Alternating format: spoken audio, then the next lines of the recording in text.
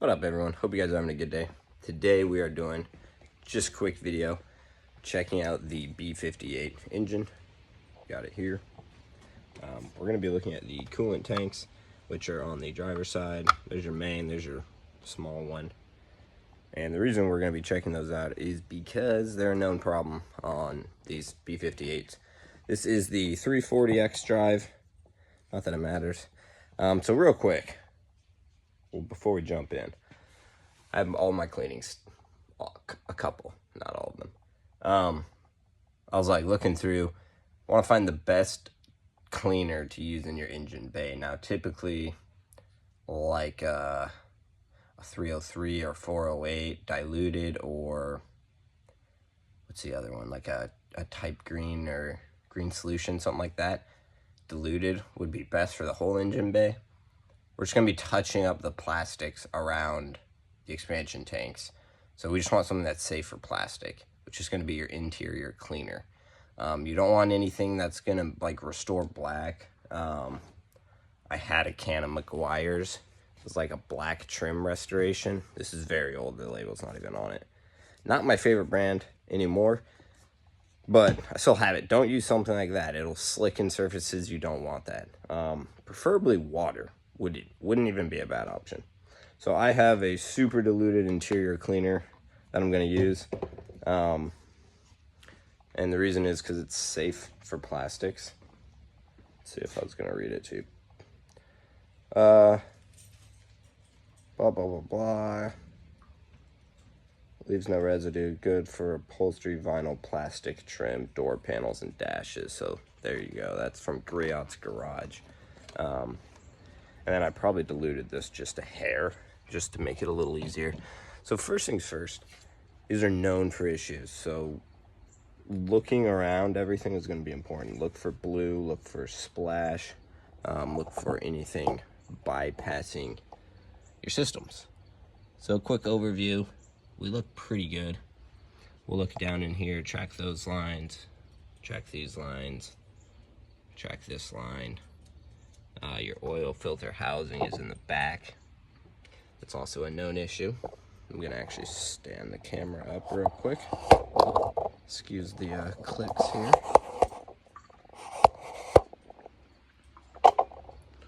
Lower you down. Alright, so first things first, always make sure your engine is cool. I've not driven the car since yesterday. Do not ever open the engine coolant tank hot. It's rule number 1.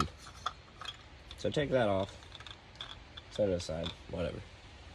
And then we actually want to look inside there.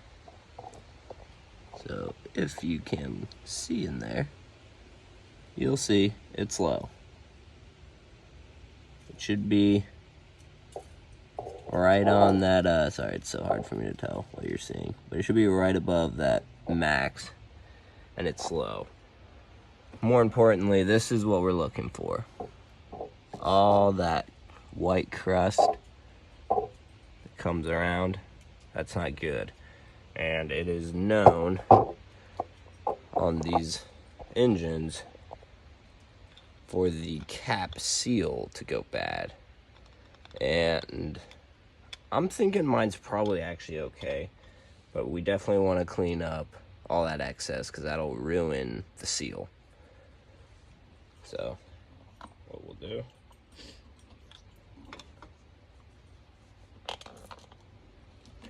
I'm just like a dash, barely anything on there. So I really don't want any other material near the coolant tank except water and coolant. And we're gonna clean that track really good.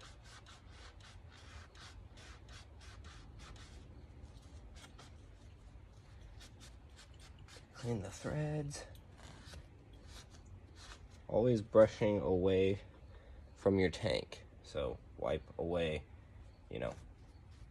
away from the tank, just so no debris has the temptation to fall in. And it's the same with cleaning near your oil. Wipe away from where the hole is. Don't wipe towards holes. It's common sense, but sometimes you got to reiterate. I'm going to spray one more time for that little inside piece there. It's just being cantankerous. It's a pretty good buildup in this corner here.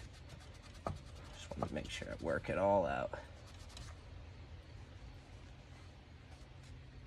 There we go.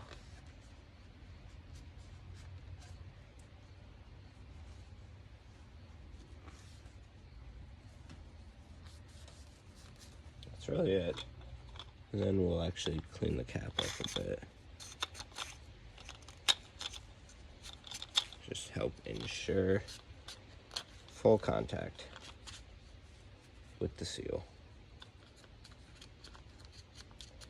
So really what you're gonna wanna do is do this, right? Clean this all up and then monitor it. Go drive it for a couple days, pop your hood, you know, let it cool down again, check your coolant level, check your cap again. So let's see if I can bring you in closer again. There you go. It already looks way better. Now, I am going to pick up some coolant. I just don't have any on hand, unfortunately. And we'll top that off. We'll do another video on that. But that's it for today. Just monitor your cooling systems in these cars. I'll lump in this one here too, just so you can see, maybe. If I can get a grip on it. Good night. Yeah, maybe I won't. There we go.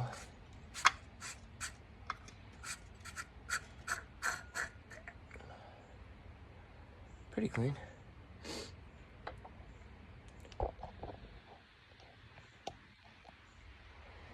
That one, let's bring you over. That one actually looks more full, a lot more full. You can see the fluids in there much better. So I'll probably top that one off a little. And the big one needs 100% to be topped off. Well, that's it. Clean off your coolant expansion tanks. Check the lines. Look for debris. Actually, I was going to show you because there we go. Since I got you on camera here, so that's that for the B58. Now, granted, you probably want to do this on all cars. Excuse my wild hair, not just your B58. And I'll show you why. I'll take you over here. This is my wife's X3. It's a 2024 4-cylinder with, I don't know, maybe 3,000 miles. And I was looking under the hood the other day. Kind of the same thing. So these ones, the expansion tanks are clear so you can see in it. That's great and all, but here's our small expansion tank.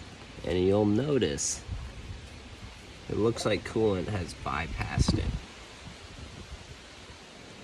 So, see that? It's not, and there's a little on the tank here. So I don't like that, just so you know. So I will be actually swinging this up to work, since I work at a dealer. And we'll write up a warranty ticket on it to have them pressure test, because at 4,000 miles, that's not a good sign, right? You shouldn't have coolant bypassing already on your seals. So that's it. Just be diligent. These engines they're bulletproof. I spent 7 years with BMW now, and I get it. Dealerships are a ripoff, right? I get that. But the things you learn and the value of working there and understanding how to take care of a car is unbeatable. So the inline six has known coolant problems. If you ever get a low coolant light on this car, pull over immediately. Just shut the engine off. Don't even stop. Just shut the engine off immediately. The system, it will go from low coolant to fried within 30 seconds. Yeah. So that's why I was checking my coolant and I saw it was low. I don't even have a message on it in the car yet. That's why. By the time I get a message in the car that says low coolant, it's gone. You saw it. It's past minimum. And what happens? Your engine locks up. Bang. So be diligent. You got to be a diligent owner. Everyone wants to gripe about price of maintaining cars or fixing them. Maintain them first so you don't fix them, right? That's always the goal. So clean the engine bays. Be pretty diligent about that. I mean, you just saw inside both my engine bays. They're not detailed, but they're clean.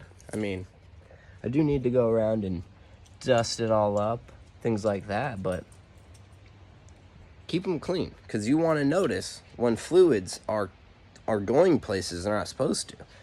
You know, if my X3 was trashed, I wouldn't even be able to tell. Now, it's too new to know, but it's too new to be that dirty.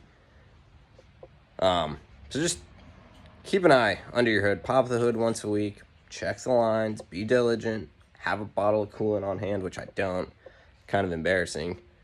That's one of the perks of working at a dealer. You forget to buy some of this stuff because you just live around it. So I'm going to grab a bottle when I go up to work tomorrow. I'll make a video tomorrow, just how to top it off. Super easy, 50-50. Water and coolant, distilled water is preferred. And then I'm going to grab a air filter for this B58. It's really, really bad. And we're going to swap that out, put a new one in there. So that's all I got for you guys today. Hope you have a good one. Yeah, just be diligent. These cars will love you if you love them. So have a good one.